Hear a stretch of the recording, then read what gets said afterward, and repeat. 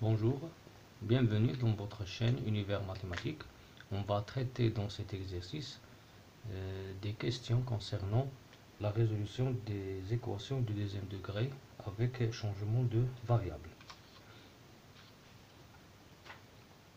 Bon, pour résoudre cette équation, la question résoudre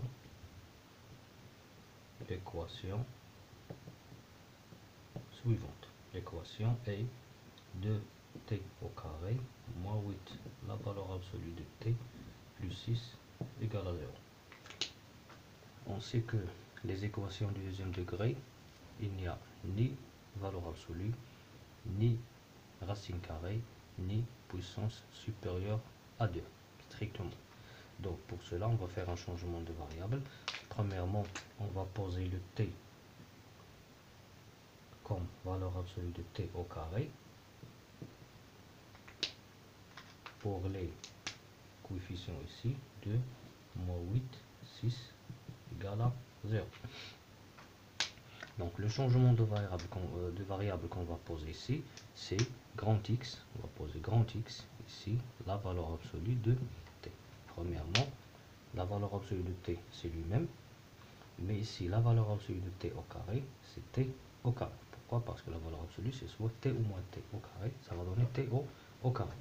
Donc, l'équation dans ce cas va devenir 2 grand X au carré moins 8 grand X plus 6 égale à 0. Donc il va devenir une équation du deuxième degré. Pour la résolution de cette équation, on va procéder, on va commencer par le delta. Le delta c'est b au carré, donc le moins 8 au carré, moins 4 fois 2 fois 6. Moins 8 au carré c'est 64. 4 fois 2, 8 fois 6, 48. 64 moins 48 égale à 6. Le delta est positif.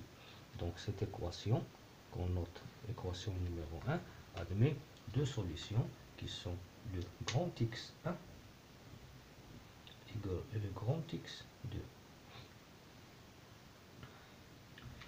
Pour calculer les solutions dans le cas où delta est positif, on écrit moins b, c'est-à-dire l'opposé de b, donc ça va donner 8.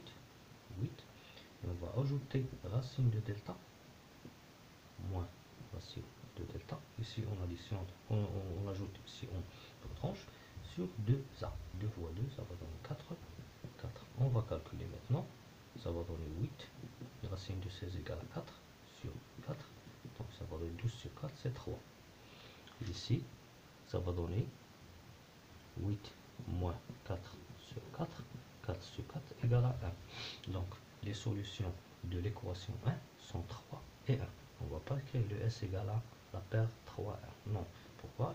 Il faut revenir au changement qu'on a posé auparavant pour trouver le t. Donc pour cela, on a la valeur absolue de t égale à grand X.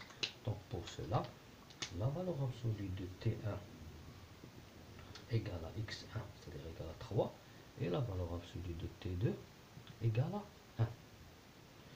Donc il faut résoudre l'équation de variable t1 et l'équation de variable te. On sait que si la valeur absolue d'un x égale à 0, donc la solution c'est 0. Si la valeur absolue de x égale à un nombre négatif, là il n'y a pas de solution. Et si la valeur absolue d'un nombre positif, d'un nombre est égal à un nombre positif, alors cette variable prend deux valeurs opposées. Pour cela, on a t1 égale à 3 ou t1 égale à moins 3. De même ici, t2 égale à 1 ou t2 égale à moins 5.